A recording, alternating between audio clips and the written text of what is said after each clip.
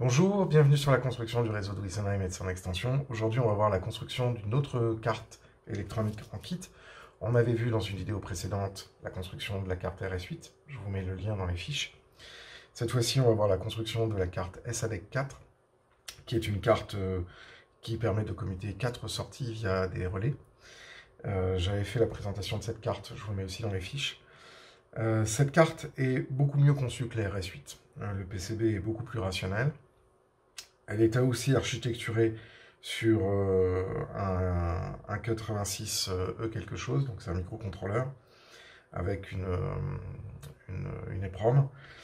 Et surtout, elle pilote un composant électronique qui est très intéressant, qui est l'ULN 2803, qui sont des octuples d'Arlington pour commande de puissance. Et c'est en règle générale ce qu'on utilise beaucoup, notamment avec des Arduino, pour commander des relais, etc. Donc c'est un composant qui est assez important, mais qui est très intéressant pour l'utilisation de notre hobby, pour faire le pont en fait entre une information de commande et une information de puissance, pour commuter de la puissance. Voilà. Si vous voulez en savoir un petit peu plus, j'avais fait la présentation de la SADEC 4, que je mets aussi dans les liens. Et on va voir un petit peu maintenant la fabrication de cette carte. Donc là, la première chose qu'on a à mettre en place, c'est la diode Zener BZX 5V1 qui se trouve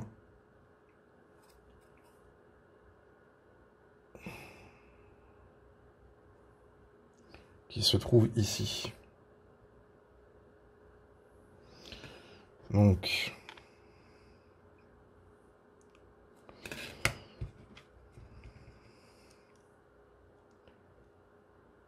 on plie le composant.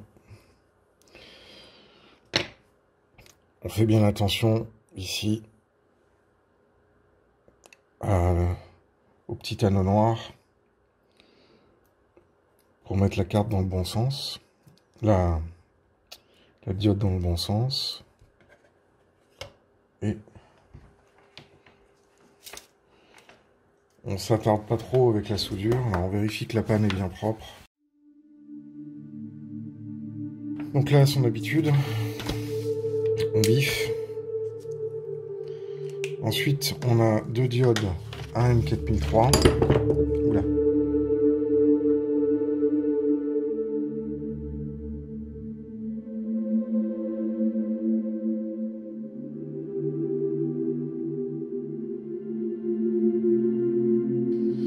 Donc D4, c'est une diode de redressement, je crois. Ah non, non, c'est la diode de gâchette, pardon. Donc c'est une diode qui est là. C'est une diode de gâchette qui permet d'éviter un retour. C'est plutôt une diode d'anti-retour. Je dis une connerie, moi. C'est une diode d'anti-retour qui permet d'éviter une inversion de polarité aux bornes du LN 2803. Je suis fatigué, moi, ce matin. Je commence à dire... Et voilà, on en a fini avec les diodes. Maintenant, on a 4 résistances. On va d'abord couper les fils, là. Donc là, maintenant, on a les quatre résistances. Il est beaucoup moins compliqué à faire, ce circuit, parce qu'il y a beaucoup moins de composants.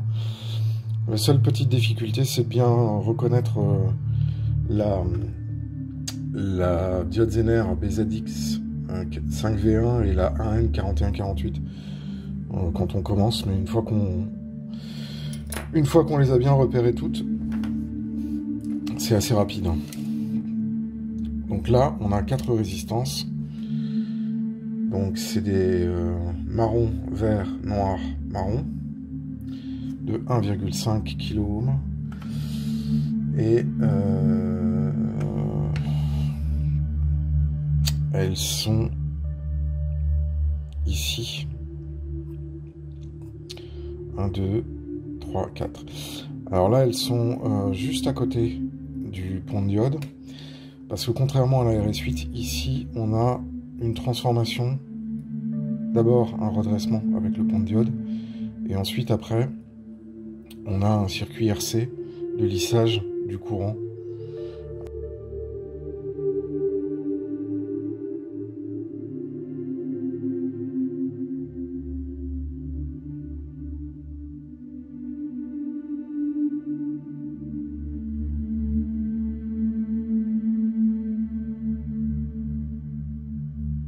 Parce qu'on a 4 résistances. Et ces 4 résistances sont sur fond bleu.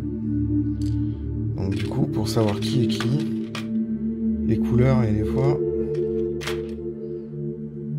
ça va pas être une sinécure. Donc du coup, pour éviter les embrouilles, comme dirait l'autre,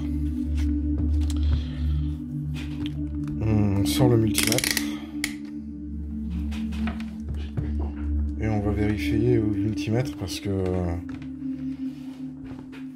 sinon on peut avoir de très mauvaises surprises et on peut se tromper.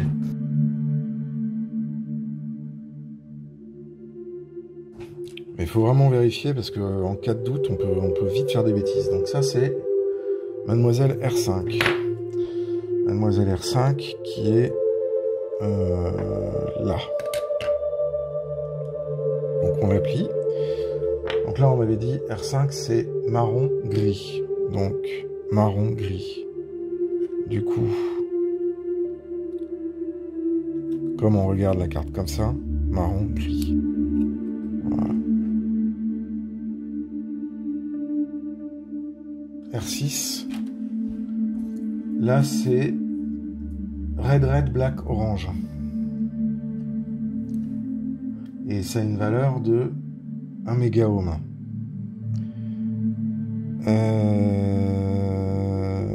Red, black, orange. A priori, ça devrait être celle-là.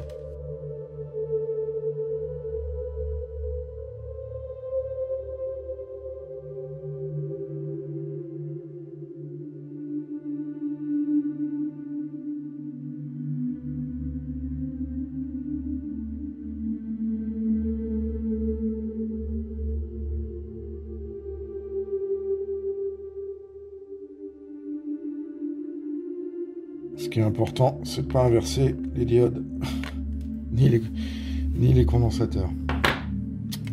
Bon, donc là je peux biffer R7, R8. Alors maintenant on a C3 à C5, qui sont ces petites bestioles là, c'est-à-dire des condensateurs non polarisés qui sont utilisés pour du filtrage.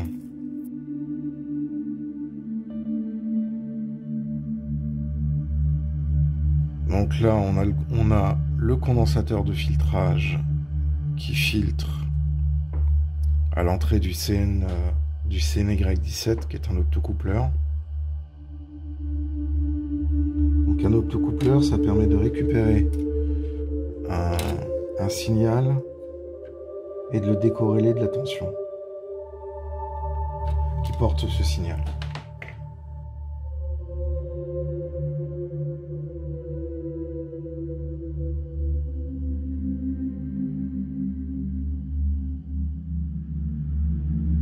Ouais. Là, on peut les biffer. Alors, ensuite, après, les supports de CI. Alors, là, ici, vous voyez, il y a un petit symbole qui dit le support, il doit être vers le haut. Et sur le support, il y a un petit édentage. Voilà. Alors là, par contre, c'est à partir de maintenant où il faut bien faire attention de bien plaquer le support de CI. Et pour éviter qu'il bouge, ce support de CI, on va souder une première patte. Et on va souder celle qui est à l'opposé. Comme ça, on peut vérifier si on l'a bien mis.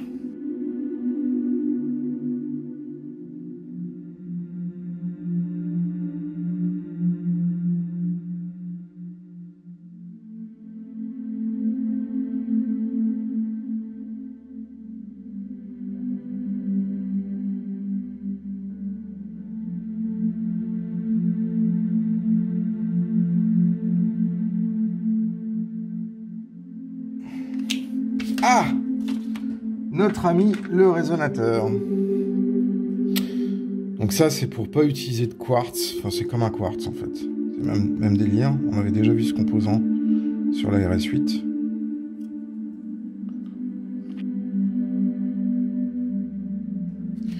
Donc c'est un résonateur à 8 MHz. Alors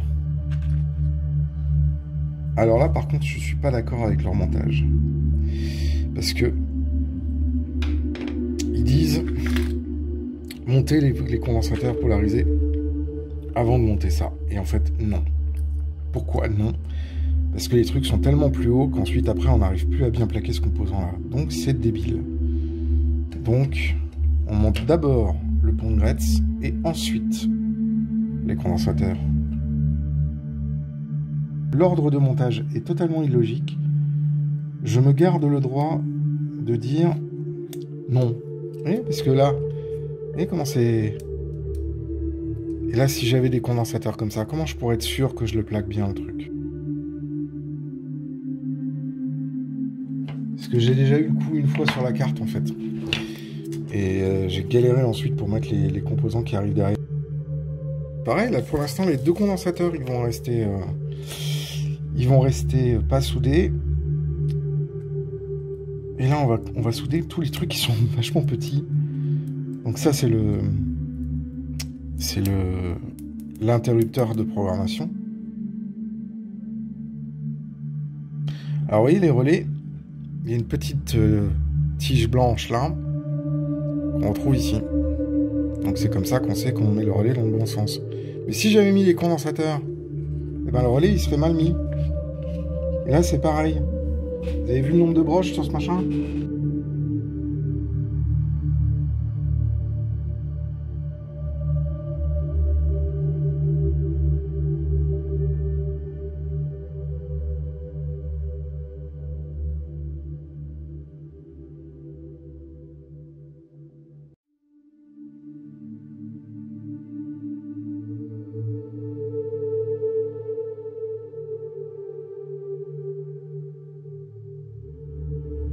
Vous voyez, là, c'est le condensateur polarisé.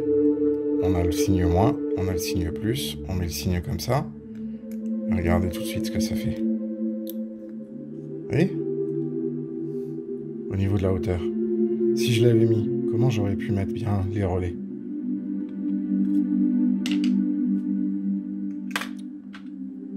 Donc d'abord, on va mettre les connecteurs et on finira par les condensateurs. Alors là, pour éviter qu'on ait un porte-à-faux, sur la mise en place des connecteurs, on en met deux comme ça. Comme ça, la carte est bien stable. Et on peut commencer à souder l'un des connecteurs.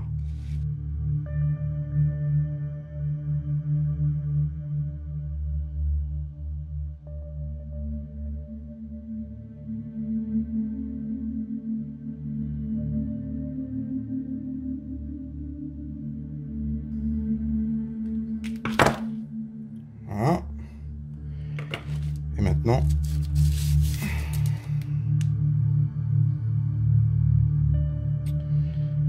les UC. Alors là, on a un petit point.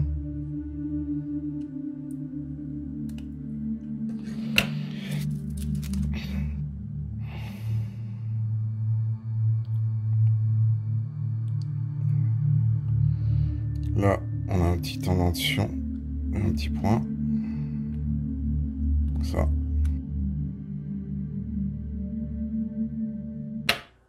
Et voilà. 50 minutes.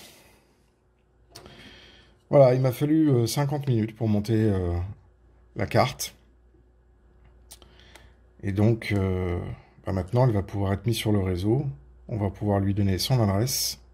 Et voilà, donc là, j'ai terminé le montage de cette petite SADEC. Vous avez vu, il n'y a pas beaucoup de difficultés. Parfois, il y a à ruser un petit peu sur l'ordre de montage. Préféré d'abord monter les relais avant de mettre les condensateurs. J'aime bien cette carte, je la trouve assez bien conçue. En tout cas, bien mieux que la RS8. Et elle fait le job, voilà. Et elle coûte pas trop cher. Donc, je suis plutôt content. Voilà, il y a l'autre version, la S-Deck 4, qui est pour les moteurs à solénoïde avec interrupteur en fin de course. Donc là, j'en ai pas besoin, moi, ici. Enfin, je les ai utilisés sur le niveau 0 de la gare cachée. Mais là, maintenant, comme j'utilise des MP1 et ben, j'utilise les SADEC. Les moteurs PECO avec des charges capacitives sont aussi utilisés avec les SADEC. Donc bah, maintenant, c'est SADEC. Voilà. Si vous avez aimé la vidéo, n'hésitez pas à laisser un message dans la section commentaires. N'hésitez pas non plus à nous laisser un petit pouce bleu, ça nous fait plaisir et ça permet d'augmenter le référencement de la chaîne. Et puis, abonnez-vous si ce n'est pas déjà fait, cliquez sur la cloche pour être notifié lors des prochaines sorties. Et je vous dis à très bientôt pour d'autres vidéos. Bonne fête de fin d'année. Ciao!